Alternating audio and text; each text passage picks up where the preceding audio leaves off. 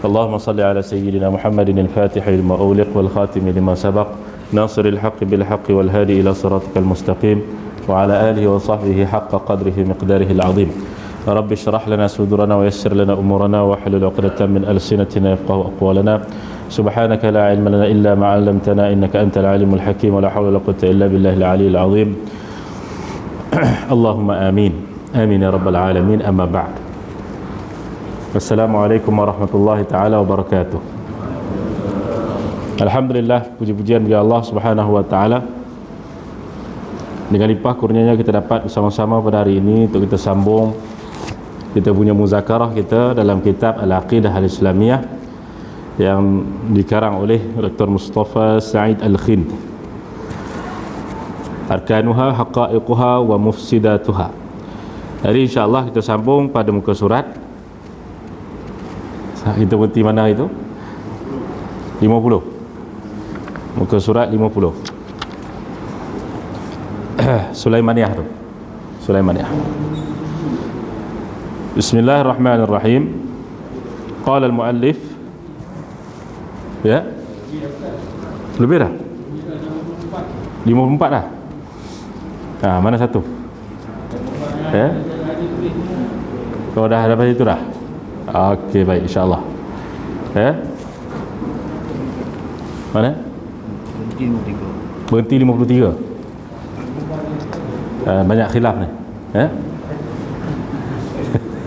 Jadi 53, kita baca yang 53 lah. Kita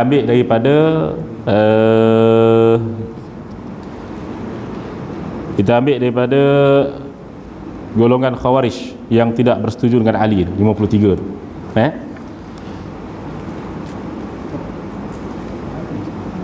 Bismillahirrahmanirrahim. Qala al-muallif nafa'ana bi'ulumihi fid darain amin ya rabbal alamin. Golongan Khawarij yang tidak bersetuju dengan Ali kerana dia menerima majlis tahkim. Majlis tahkim ni apa dia? Ya.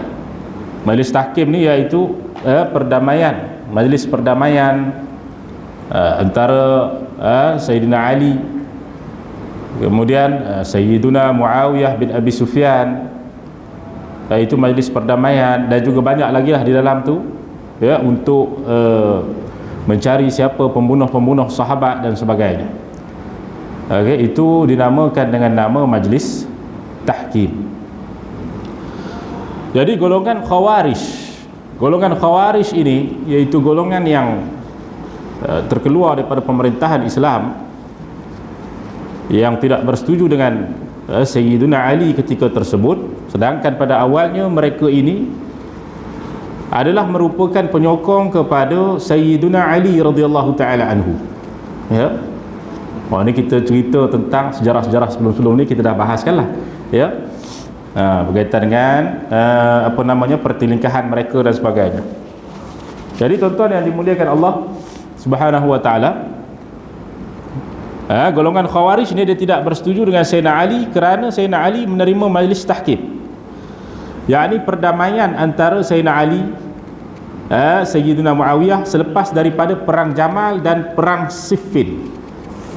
Selepas daripada perang Jamal dan perang Siffin. Dua perang ini tuan-tuan yang dimuliakan Allah Subhanahu wa taala adalah merupakan peperangan yang berlaku di kalangan para sahabah.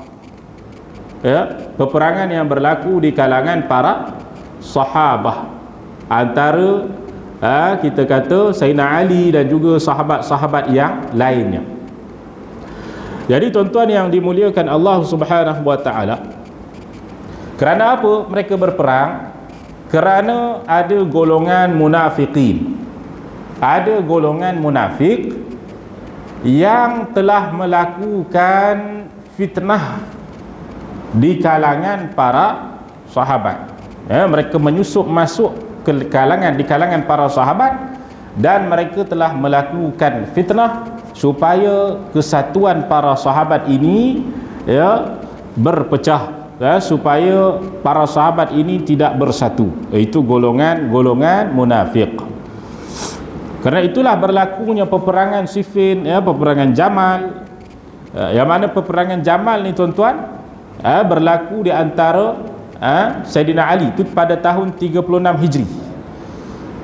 Pada tahun berapa? 36 Hijri. Itu peperangan Jamal. Iaitu peperangan antara Sayyidina Ali radhiyallahu taala anhu dan Sayyidina Muawiyah. Dan juga minta maaf, bukan Sayyidina Muawiyah, itu dengan Bani Umayyah. Bani Umayyah. Itu peperangan yang pertama, peperangan Jamal. Bani Umayyah. Kemudian berlaku lagi antara pihak Sayyidatuna Aisyah radhiyallahu taala anha.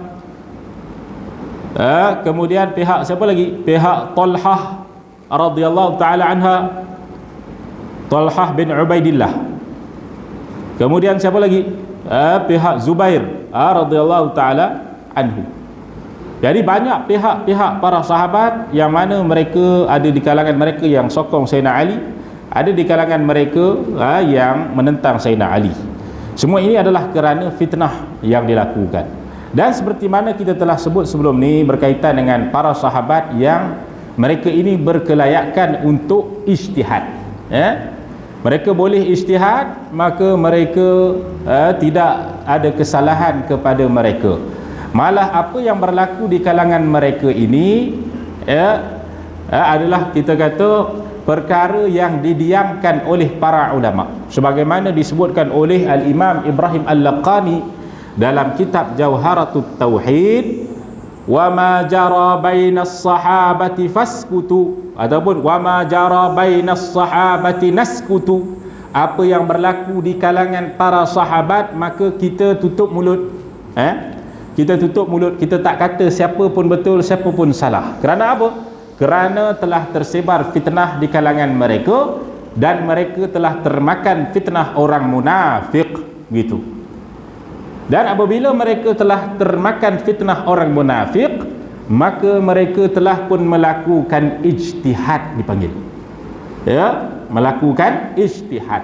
Dan mereka itu memang orang yang berkelayakan untuk melakukan ijtihad. Para sahabat orang yang berkelayakan untuk melakukan ijtihad. Kerana itu para ulama dalam hadis Nabi SAW mengatakan orang yang melakukan ijtihad itu dapat, kalaulah betul, dapat 2 kebaikan. Kalau salah, dapat 1 kebaikan. Itu dia. Itu kata dalam hadis baginda Rasulullah SAW. Dengan syarat mereka adalah mujtahid. Dengan syarat mereka itu adalah orang yang berkelayakan untuk ijtihad. Bukan orang-orang biasa yang kita kata tak layak untuk ijtihad, dia ijtihad. Itu tak boleh.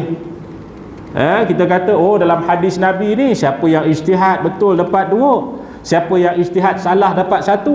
Maka kita pun kata, kalau macam tu aku pun nak ijtihad lah. Kalau betul aku dapat 2, kalau salah aku dapat 1. Tak boleh. Kita bukan sahibul mujtahid. Kita bukan orang yang boleh ijtihad. Boleh faham? Yang boleh ijtihad ni ulama-ulama mazhab tu. Itu para sahabat Nabi itu. Itu boleh ijtihad. Kita tak boleh. Kita ni muqallid. Kita ni hanya ikut sahaja. Ikut ijtihad para ulama. Adapun pada zaman sekarang ini para mufti, maka mereka itu juga hanya mengeluarkan fatwa-fatwa yang telah tersedia di dalam kitab-kitab fiqh para ulama. Itu para mufti. Andai kata ada perkara-perkara yang baru, hukum hakam yang baru, maka kaedah itu tidak akan lari daripada kaedah mazhab masing-masing. Maknanya asalnya pun daripada kaedah mazhab juga. Contoh apa dia? Hukum merokok contohnya. Kan? Hukum apa lagi? Hukum macam-macam hukum lagi lah. Hukum ketum contohnya. Apa hukum dia?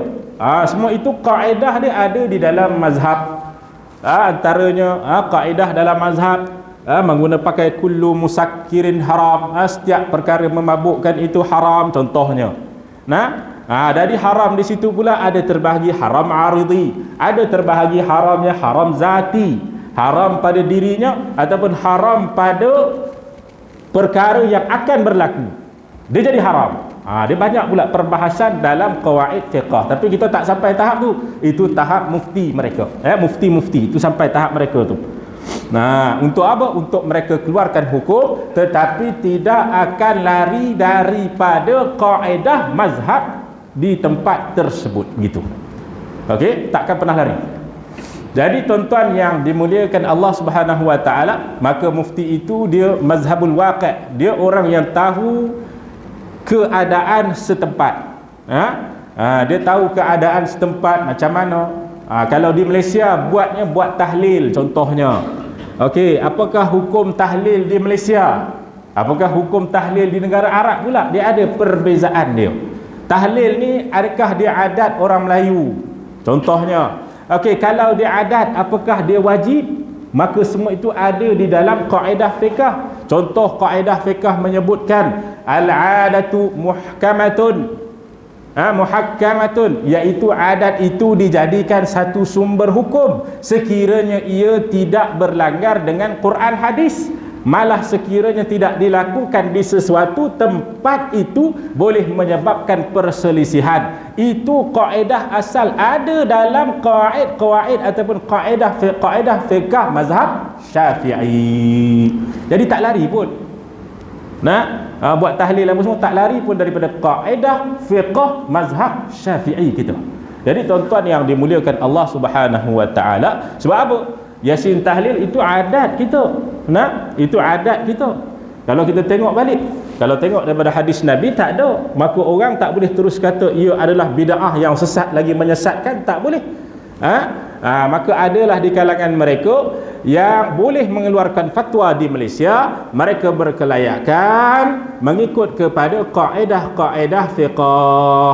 Begitu. Yasin tahlil termasuk dalam adat yang mana kalau satu masjid tu tak buat nanti, maka akan berlaku perselisihan. Adat tu pula adat yang bersalahan dengan Quran Sunnah ke, baca Yasin, kemudian zikir la ilaha illallah, kemudian bagi orang makan, kemudian orang datang ke masjid. Salah ke dengan Quran Sunnah? Tak salah, maka tidak ada masalah di situ.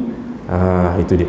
Itu perbahasan dari segi ijtihad para ulama, yang mana pada hari ini mereka menggunakan kaedah fiqh.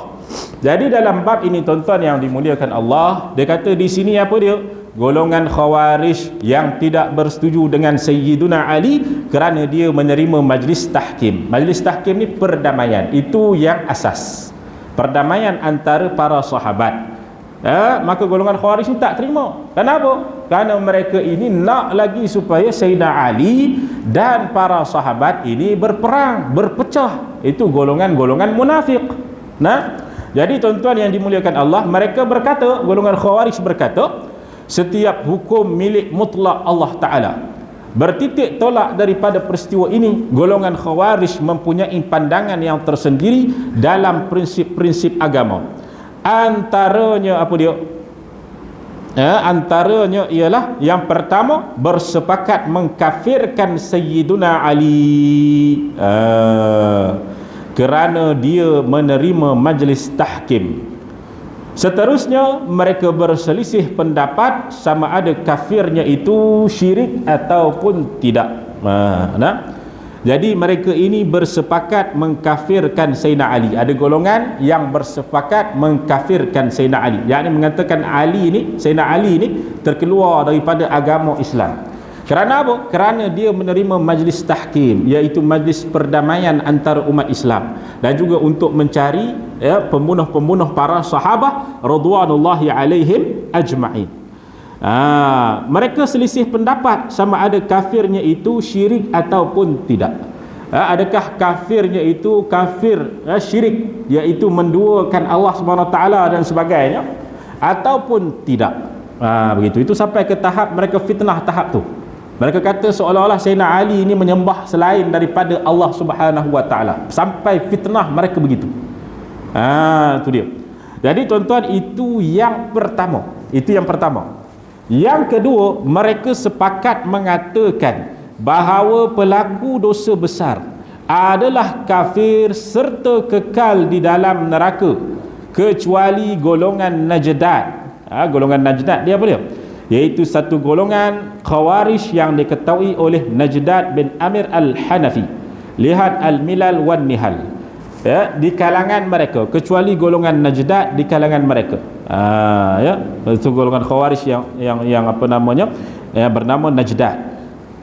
Jadi mereka mengatakan bahawa pelaku dosa besar adalah kafir.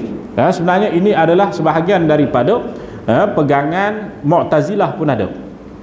Okey, yang mengatakan bahawasanya pelaku dosa besar adalah kafir. Buat maksiat zina, minum arak, kafir katanya. Ini adalah daripada kata-kata mereka. Maknanya apabila mereka melihat kepada Sayyidina Ali ini melakukan majlis tahkim, seolah-olah itu adalah dosa besar. Disebabkan dosa tu dia jadi kafir. Dia tak terus kafirkan. Dia kata sebab dosa besar yang dibuat ni, begitu. Sebab dosa besar yang dibuat ni adalah menyebabkan Sayyidina Ali itu dikatakan telah kufur kepada Allah Subhanahu wa taala. Itu dia. Dan pahaman itu telah tersebar luas sehinggalah ke hari ini. Ada beberapa golongan yang hari ini tuan-tuan baru-baru ni dengar tak? Hizbut Tahrir. Hizbut Tahrir yang telah diharamkan di dalam Malaysia. Hizbut Tahrir. Hizbut Tahrir itu pun banyak juga pegangan-pegangan dia, yang kita dapat maklumat pun mengatakan bahawa pelaku dosa besar itu adalah kafir. Itu pun salah satu. Kemudian siapa yang tidak bersama dengan mereka dalam membai'ah kekhilafan Islamiah, kekhalifahan Islamiah, maka kafir juga hukumnya. Itu dia. Jadi lebih kurang sama. Tak berbai'ah dengan khalifah mereka, maka kafir hukumnya. Itu dia. Kemudian mereka pula menafikan adanya azab kubur. Itu antara pegangan-pegangan Hizbut Tahrir di Malaysia. Ya, alhamdulillah dah ada satu penguatkuasaan undang-undang terhadap Hizbut Tahrir. Siapa yang dikatakan terlibat dengan Hizbut Tahrir ini sehingga boleh dikenakan tindakan undang-undang. Itu dia. Jadi alhamdulillah. Ini tuan-tuan yang dimuliakan Allah Subhanahu wa taala, sebenarnya banyak lagi. Ini salah satulah. Kerana dia sehingga ke tahap boleh mengancam keselamatan negara. Dia boleh mengancam keselamatan negara. Sehingga boleh menyebabkan halalnya darah umat Islam, gitu. Jadi tuan-tuan yang dimuliakan Allah Subhanahu wa taala, itu yang kedua, golongan yang kedua. Pandangan-pandangan Khawarij. Yang ketiga, mereka berpendapat bahawa perlantikan seseorang khalifah mestilah dipilih oleh orang Islam secara bebas. Apabila dipilih, tidak wajar menarik diri atau menyerahkannya kepada orang lain.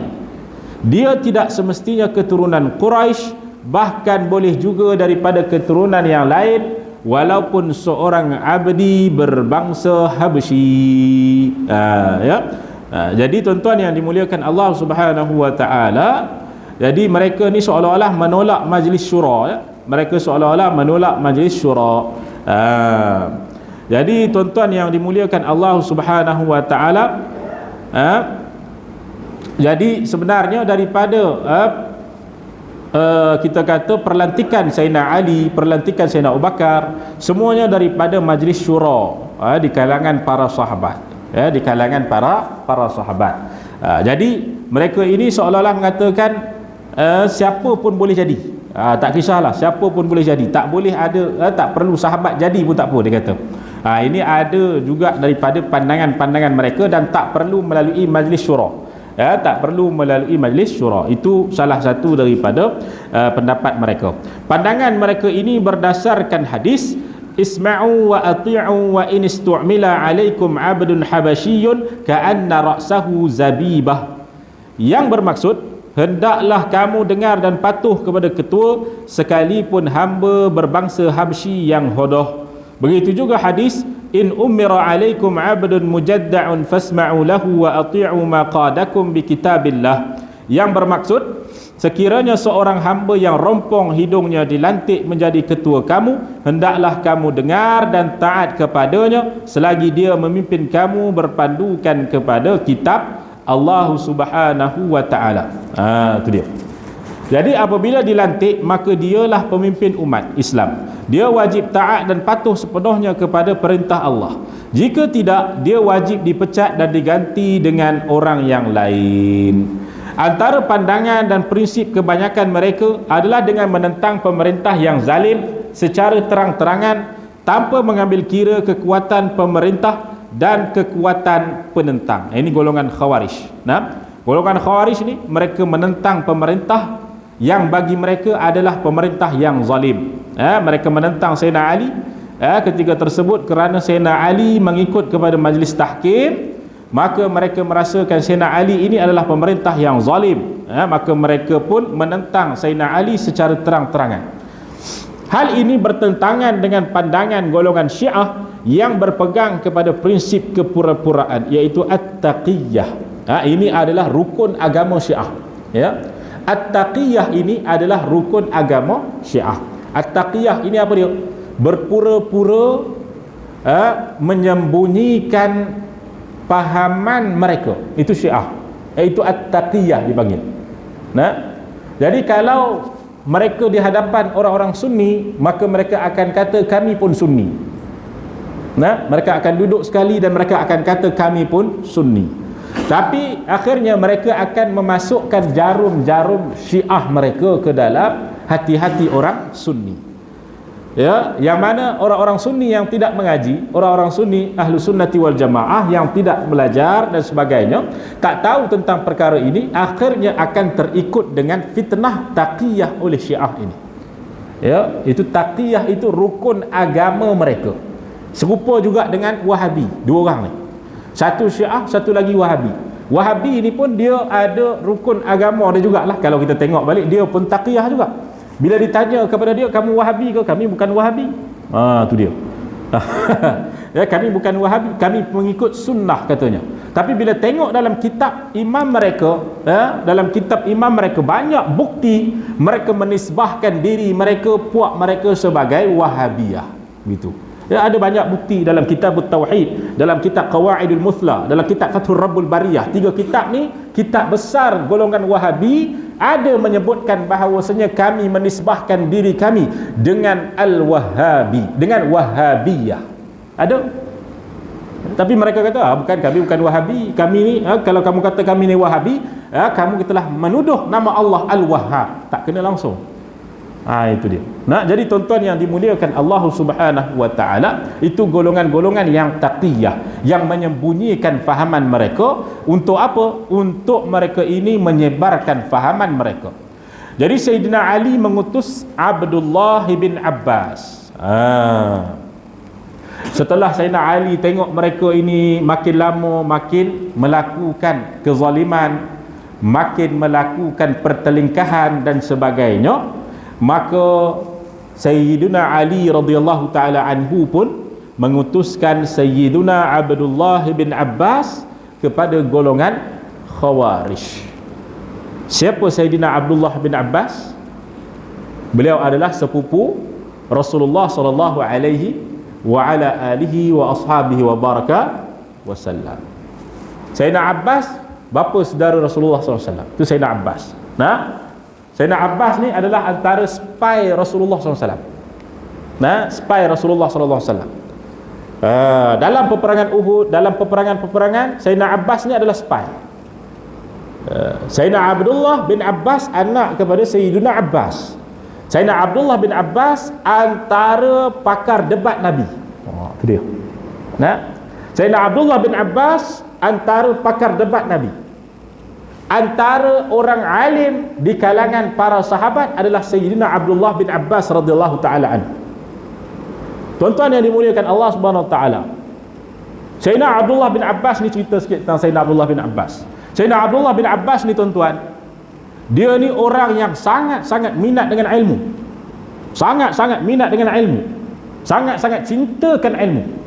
Sehingga kan Sayyidina Abdullah bin Abbas ini akan pergi ke rumah-rumah para sahabat untuk mengambil hadis-hadis. Kerana ada setengah sahabat diriwayatkan hadis ni, ada sahabat yang lain diriwayatkan hadis ni, tak sama.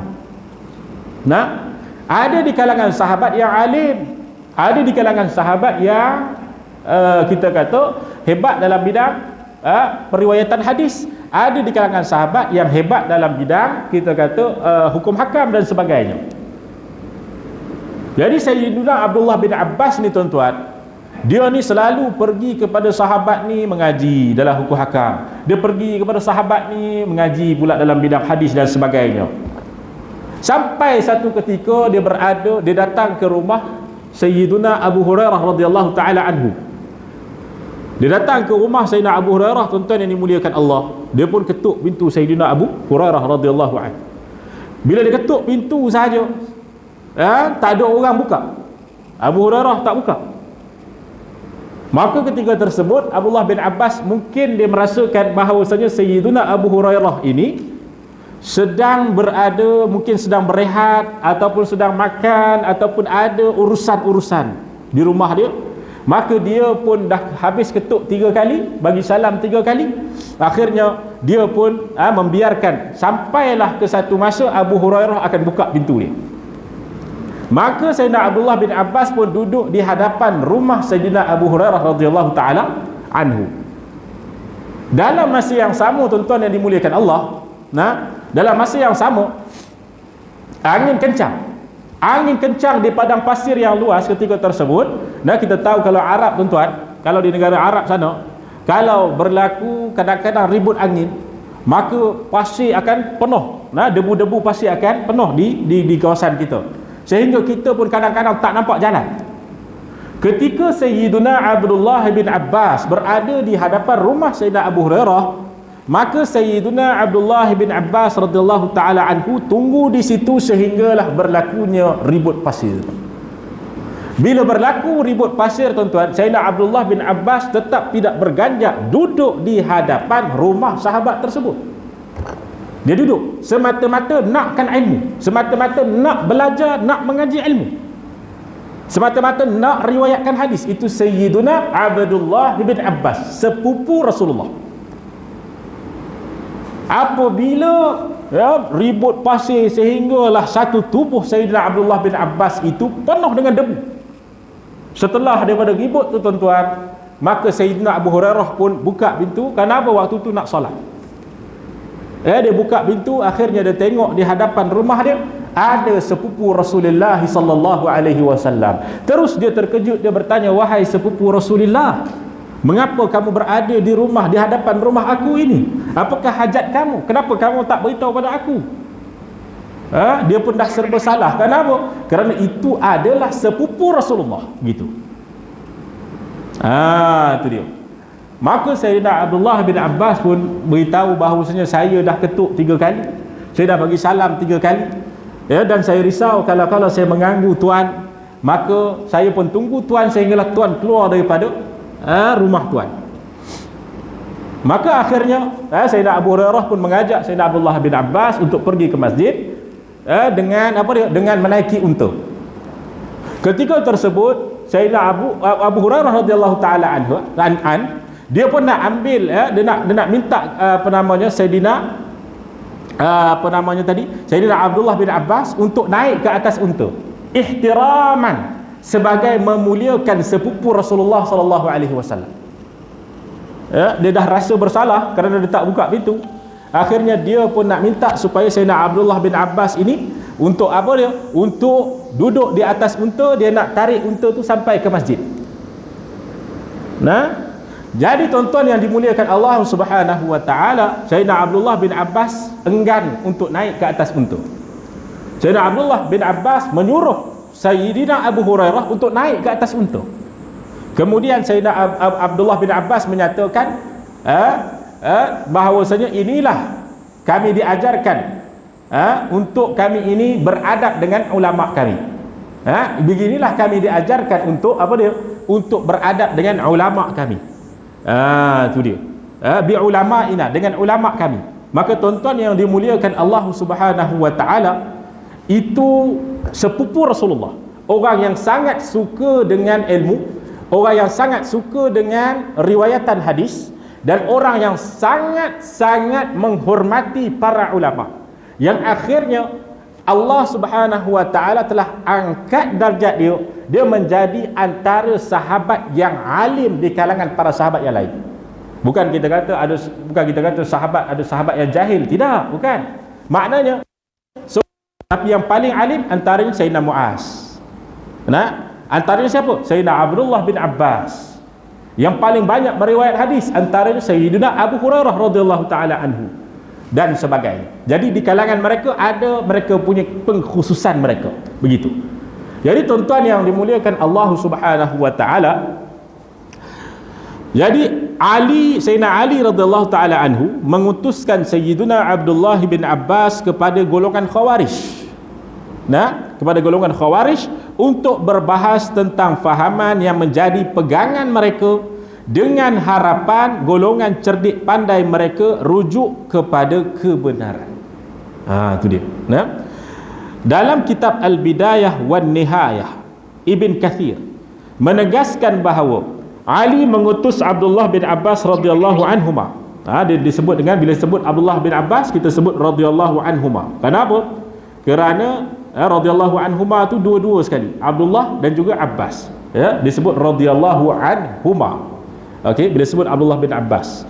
Dalam ilmu hadis pun, kalau kita sebutkan periwayatan hadis, Sayyidina Abdullah bin Abbas disebut radhiyallahu anhuma. Kenapa? Abdullah dan juga Abbas, kedua-dua ini adalah radhiyallahu an. Ya, itu dia. Jadi dalam kitab Bidayah wan Nihayah, Ibn Kathir menegaskan bahawa Sayyidina Ali mengutus Abdullah bin Abbas radhiyallahu anhuma kepada golongan Khawarij apabila dia berada di tengah-tengah askar mereka. Itu dia. Nah, Abdullah bin Abbas duduk di tengah-tengah Khawarij, duduk di tengah-tengah askar golongan Khawarij. Itu dia. Nah, dia kata apa? Lalu Ibnu Kawwa', ini salah seorang daripada pemimpin golongan Khawarij. Nah, pemimpin golongan Khawarij. Lalu Ibnul Kawwa' bangun berpidato. Katanya, wahai mereka yang berpegang kepada Al-Quran, inilah Abdullah bin Abbas. Sesiapa yang tidak mengenalinya, maka akulah yang memperkenalnya. Dia ialah seorang daripada mereka yang menyangkal ayat-ayat Al-Quran tanpa mengetahui, dan sebab merekalah turun ayat balhum qaumun khasimun, yang bermaksud bahkan mereka itu adalah kaum yang suka sekali mengemukakan bantahan. Oleh itu, kamu kembalikanlah dia kepada yang mengutusnya, iaitu Al-Kawka' tadi itu. Dia cuba untuk merendah-rendahkan Sayyidina Abdullah bin Abbas. Kawka' tadi itu, bukan Kawka', Kawwa'. Kawka' ni, ini dalam istilah fiqh, ya. Ini ka', ini kok. Itu bukan. Itu dalam istilah fiqh lain. Ini Kawwa', Kawwa', bukan Kawka'. Itu dia. Jadi Kawwa' ni dia kata, oleh itu kamu kembalikanlah dia, iaitu Abdullah bin Abbas. Kamu kembalikanlah dia kepada yang mengutusnya, iaitu Sayyidina Ali, dan janganlah berbincang dengannya, dengan Sayyidina Abdullah bin Abbas, tentang ayat-ayat Quran. Baru nak duduk di tengah-tengah askar, dia dah halau dah. Macam tu. Kawak ni, dia tengok Sayyidina Abdullah bin Abbas duduk nak berbincang, nak bermujadalah, nak berdebat di tengah-tengah askar golongan Khawarij. Dia terus sebarkan satu sentimen bahawasanya Abdullah bin Abbas ni orang yang memutar belitkan ayat Quran. Macam tu. Tak sempat kata apa lagi.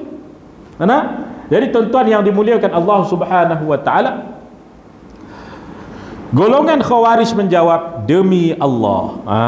Itu dia. Demi Allah, kami akan berbincang dengannya. Dengan siapa? Dengan Abdullah bin Abbas.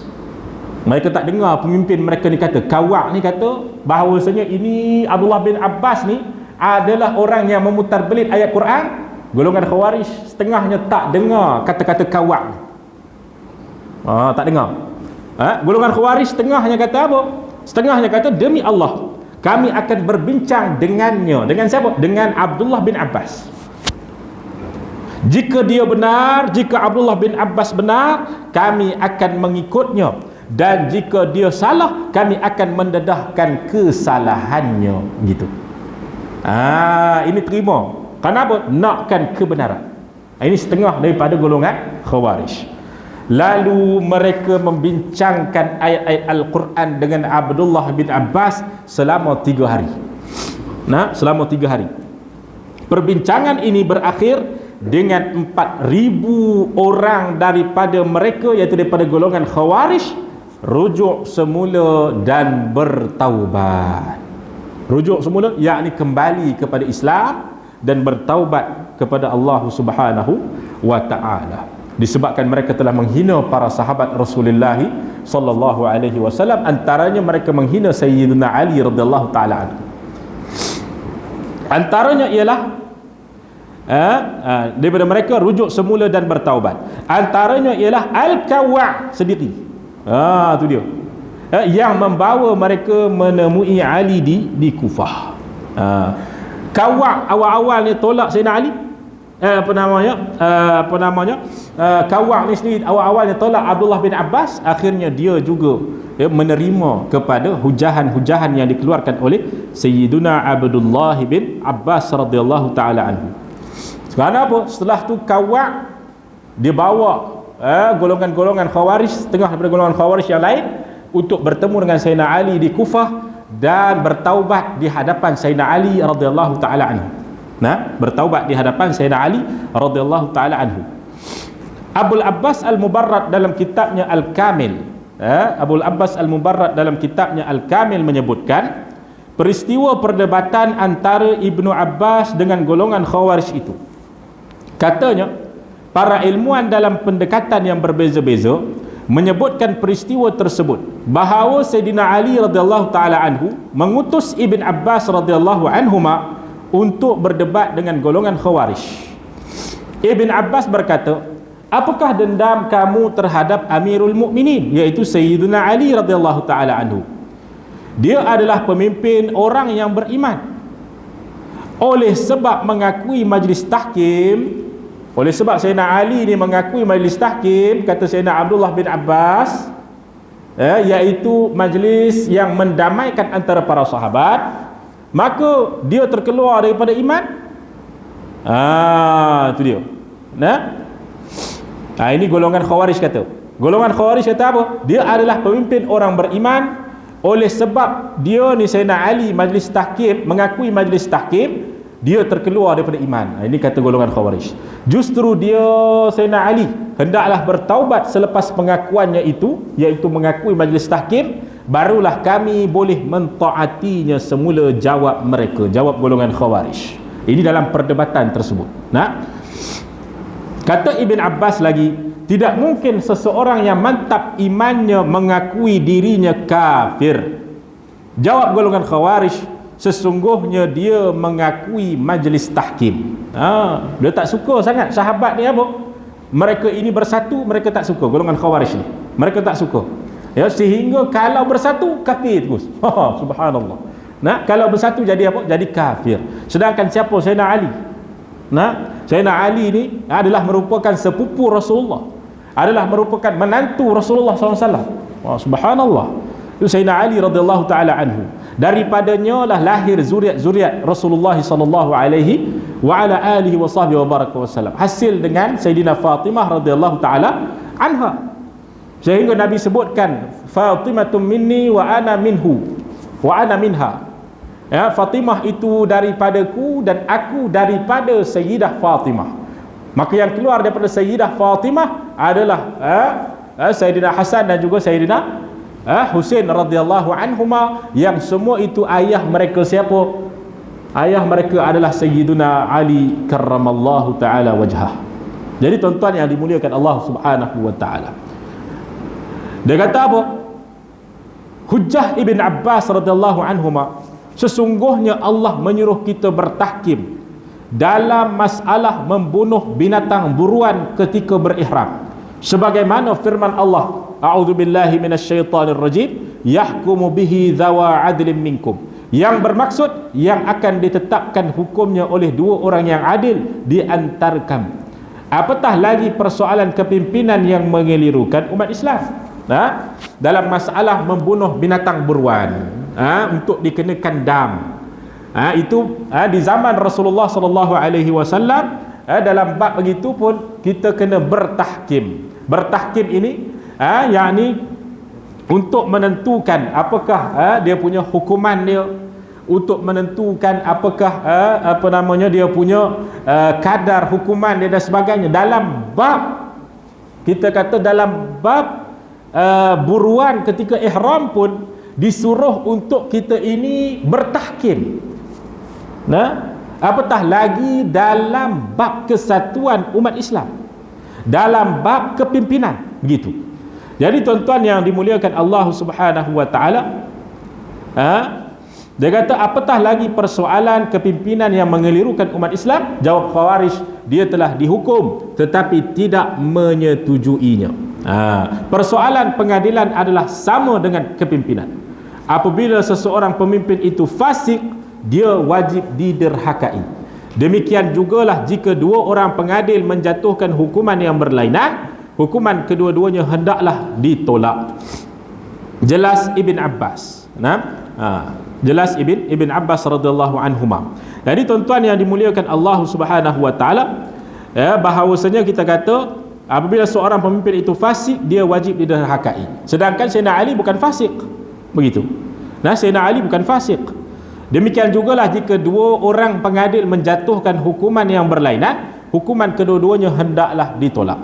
Kepada orang yang berburu di tanah haram dalam keadaan ihram, dua hakim menentukan hukuman yang berlainan, maka ditolak. Datang orang yang ketiga yang menyatukan kedua-dua hakim tersebut. Itu perbahasan panjang dalam bab sayd, dalam bab fiqh lah.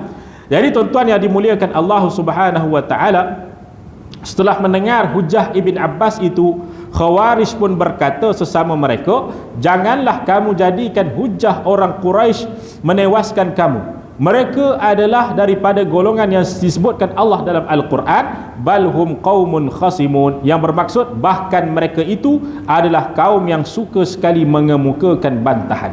Maknanya golongan Khawarij ini, bila mereka mendengar Abdullah bin Abbas berhujah dengan mereka, maka mereka kata janganlah kamu jadikan hujah orang Quraisy, Abdullah bin Abbas tu, menewaskan kamu. Macam tu. Mereka tetap juga untuk tidak mengikuti kebenaran. Ini yang terjadi sehinggalah ke hari ini, sampai ke hari ini. Yang seperti mana saya dah sebutkan sebelum ni, golongan Syiah, mereka, markas mereka di mana? Di Bali, yang diketuai oleh ketua mereka Abdullah Yasin. Diketuai oleh Abdullah Yasin, ketua mereka. Di Negeri Sembilan ni pun ada golongan Syiah. Sehingga kan disuruh kita kata mereka ini untuk, kita tak tahulah, mereka kena minum. Kawan saya jadi satu orang kawan saya, dia jadi spy. Tapi sekarang tak jadi dah. Dia dah tobat dah. Dia dah tobat dah, tak mau jadi dah. Dia jadi spy kepada Syiah. Jadi di Negeri Sembilan ni lah. Jadi satu hari tu tuan-tuan yang dimuliakan Allah, dia dah lama ikut. Apa-apa perkembangan Syiah ni, dia yang beri kepada jabatan agama. Akhir sekali tuan-tuan yang dimuliakan Allah Ta'ala, sampailah ke satu hari, ada satu majlis, mereka suruh semua pengikut dia untuk minum air warna hitam. Air warna hitam. Bila minum air warna hitam tu tuan-tuan yang dimuliakan Allah, esok tu kawan saya dia muntah, pening, mabuk dan sebagainya satu hari. Tak tahu air apa. Lepas daripada tu dia kata, saya berhentilah, saya tak mahu dah jadi spy. Teruk. Kena minum air warna hitam. Kita tak tahulah tu air ketum ke apa ke, wallahualam lah. Dia bagi dicampur dengan Coca-Cola ke, wallahualam lah. Kan? Jadi tu dia. Itu keadaan yang kita kata di Negeri Sembilan pun ada sebenarnya. Tapi kita dari segi undang-undang lah, dari segi undang-undang, undang-undang kita terhadap ajaran-ajaran begini tidak terlalu kuat. kita cuma ada peruntukan daripada, kita cuma ada akta, kita kata undang-undang daripada Jabatan Mufti bahawa seorang itu tidak boleh mereka ini menyebarkan fahaman selain daripada ahli sunnah wal jamaah. Tapi kalau ditangkap sekalipun tak mampu untuk buat apa-apa, melainkan kita terpaksa cari dia punya bukti keganasan, bukti-bukti yang boleh mengancam negara dan sebagainya. Bukti yang mengancam negara ini yang jadi kuat, tapi bukti yang mengancam akidah ni tak kuat lagi. Macam Hizbut Tahrir, dia bukti mengancam negara. Itu sebab alhamdulillah, ini pun kajian yang lama dibuat, bukti-bukti yang dikumpul diberikan kepada mereka yang berkuasa, pihak berkuasa. Akhirnya alhamdulillah dapat. Ni sekarang ni pun ada beberapa lagi jemaah-jemaah yang mereka ini cuba untuk melakukan kekerasan, keganasan. Sekarang ni pun alhamdulillah kita tengah cuba juga untuk menulis, untuk hantar laporan kepada Jabatan Mufti. Ada juga beberapa jemaah di Negeri Sembilan ni pun ada, tapi saya tak sebut nama lagi lah. Nanti insya-Allah satu hari nanti, wallahualam, mungkin 3-4 tahun lagi mereka ini diharamkan baru dapat. Tapi golongan Syiah ni tuan-tuan, mereka ini kuat taqiyah. Bila dipanggil ke Jabatan Mufti, akhir sekali jadi apa? Mereka kata kami ni ahlu sunnah, kami mengaji sifat 20. Kami datang kelas Ustaz Wanaki, sudah. Itu dia. Kami datang Masjid Ibn Khaldun, contohnya mana tu? Mereka akan kata kalau dipanggil, memang biasa. Memang kalau mereka dipanggil di Jabatan Mufti, mereka akan kata, yo kami bermazhab dengan mazhab Syafi'i, kami buat tahlil, kami buat maulid, kami macam-macam. Dia akan bertaqiyah. Itu yang saya katakan tadi. Rukun agama Syiah adalah taqiyah. Iaitu apa? Mereka ini akan melakukan kepura-puraan supaya fahaman mereka ini dapat masuk di kalangan masyarakat. Begitu. Jadi bila Jabatan Mufti panggil mereka, mereka pula mengaku bukan Syiah, kita tak boleh buat apa. Sebab ini berkaitan dengan prosedur. Yang dapat pun apa dia? Yang dapat pun daripada rakaman tempat-tempat mereka dan sebagainya. Jadi tuan-tuan yang dimuliakan Allah Subhanahu wa taala, dia sampai ke hari ini fitnah Syiah ni yang berleluasa, yang kalau kita tengok pun, kalau di dalam video kebanyakannya muka-muka Iran kan. Muka-muka Iran, ketuk badan dan sebagainya. Sini tuan-tuan boleh tengok muka-muka orang Jawa pun ada. Muka-muka orang Jawa pun ada. Muka orang Jawa. Rupa-rupanya ulama mereka datang ke Malaysia, kahwin dengan orang sini untuk sebarkan ajaran mereka. Salah satunya apa lagi? Mereka menawarkan kalau kita ni dapat mengikut fahaman mereka, mereka menawarkan untuk kita ni boleh buat nikah mut'ah. Tahu nikah mut'ah? Nikah kontrak tu. Iaitu nikah sekejap dalam masa 3 hari ke, contohnya. Nikah dalam masa 5 hari ke, kemudian tolak secara automatik. Ada kebiasaan mereka, kebanyakan mereka nak tarik orang awam dengan cara macam tu. Itu dia. Jadi tuan-tuan yang dimuliakan Allah Subhanahu wa taala, itu kita kata itu bukan dinamakan nikah sebenarnya. Itu bukan dinamakan nikah. Di sisi kita, di sisi Ahlussunnah wal Jamaah, itu tak dinamakan nikah. Malah itu dinamakan zina. Itu dinamakan dengan nama zina sebenarnya. Macam seolah-olah pergi ke pusat pelacuran, minta sekejap, bayar pada dia, cuma ini berselindung seolah-olah adanya akad. Seolah-olah macam tu. Sedangkan akad itu tidak sah sama sekali di sisi syarak.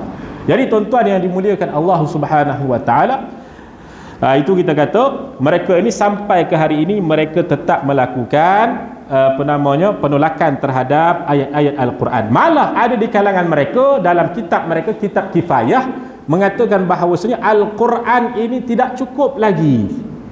30 juzuk tu sebenarnya itu tak cukup lagi. Sebenarnya ada lebih kurang 38 juzuk. 38 juzuk. Yang selain daripada tu 8 juzuk lagi tu, itu yang diturunkan kepada Sayyidina Ali radhiyallahu taala anha dan juga Sayyidah Fatimah radhiyallahu taala anha, sehingga mereka mengatakan ada 8 juzuk lagi itu dipanggil dengan nama Mushaf Fatimah.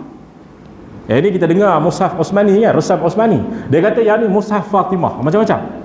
Jadi tuan-tuan yang dimuliakan Allah Subhanahu wa taala, itu yang ada, itu yang maklumat-maklumat yang dapat dalam kitab kifayah mereka ni. Kitab kifayah mereka ni tuan-tuan adalah kitab yang paling besar setelah Al-Quran.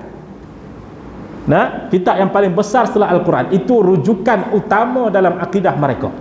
Tuan-tuan jangan belilah, kerana dia punya kitab mereka tu kebanyakan dalam bahasa Arab lah. Ya, dalam bahasa Arab. Ada juga mereka terjemahkan, mereka buat kecil-kecil sahaja, letak di RNR. Banyak di RNR kitab-kitab mereka ni sebenarnya kalau kita jumpa. Kita tengok pun, oh ni macam sedap bacaan ni. Macam sedap. Rupa-rupanya itu adalah unsur-unsur Syiah dalamnya. Jadi tuan-tuan yang dimuliakan Allah Subhanahu wa taala, kita kata lagi, dia kata di sini, bahkan mereka itu adalah kaum yang suka sekali mengemukakan bantahan, wa tunzira bihi qauman ludda, yang bermaksud dan supaya engkau beri amaran dengannya kepada kaum yang degil ungkal dalam kekufurannya. Wallahu taala a'la wa a'lam. InsyaAllah kita sambung kepada muka surat yang ke-59. Jadi tuan-tuan yang dimuliakan Allah Subhanahu wa taala, inilah sikit sebanyak cerita tentang kita kata pecahan-pecahan lah dalam Islam ni sebenarnya. Ya, pecahan-pecahan dalam Islam ni yang selalu kita dengar dalam hadis, akan berpecah umatku kepada 73 golongan. Siapa 73 golongan ni? Kan? Selalu kita dengar ahlu sunnah wal jamaah mengaji sifat 20, sifat 20, sifat 20. Mana lagi 72 golongan? Ni salah satu ni. 72 golongan ni, ini salah satunya Syiah ni. Ini salah satunya Syiah. Banyak lagi, Mu'tazilah, Qadariyah, Jabariyah, Hasyawiyah, Jihawiyah, macam-macam lagi. Cuma ni baru sikit tuan-tuan yang dimuliakan Allah Subhanahu wa taala. Ada satu buku, ada satu kitab, iaitu kitab Al-Farqu Bainal Firaq, yang diterjemahkan, ada terjemah dalam bahasa Melayu oleh guru kami Maulana Ihsan Abu Bakar, iaitu 72 golongan yang terkeluar daripada ahli sunnah wal jamaah. Ada dari sekali dia mengajar di Bangi kitab tu. Jadi tuan-tuan yang dimuliakan Allah, itu secara ringkas pengenalan kepada kita kata mazhab-mazhab ataupun kepada pahaman-pahaman yang terkeluar daripada ahli sunnah wal jamaah. Kita perlu juga mengetahui benda ni supaya apa? Supaya kita tahu kalau datang seseorang kepada kita mendakwa perkara-perkara tertentu, kita tahu dah pernah dengar dah rupanya daripada masjid ni. Begitu. Ini dia punya dakwaan begini-begini dan sebagainya. Wallahu taala a'la wa a'lam. Jadi insya-Allah tuan yang dimuliakan Allah SWT, kita akan sambung lagi pada masa yang akan datang, ya. Cuma ni dalam bab sejarah ni, dalam bab pecahan ni best lah, ya. Kita kata best lah. Jadi kalau tuan-tuan nak rasa best lagi, dia tengok macam mana, ya.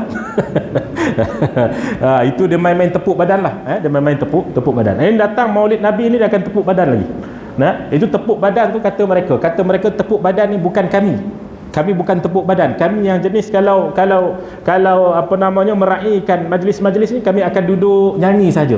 Ya, mereka kata, mereka dakwa dengan jabatan mufti dan sebagainya. Rupa-rupanya di tempat mereka memang tepuk badan.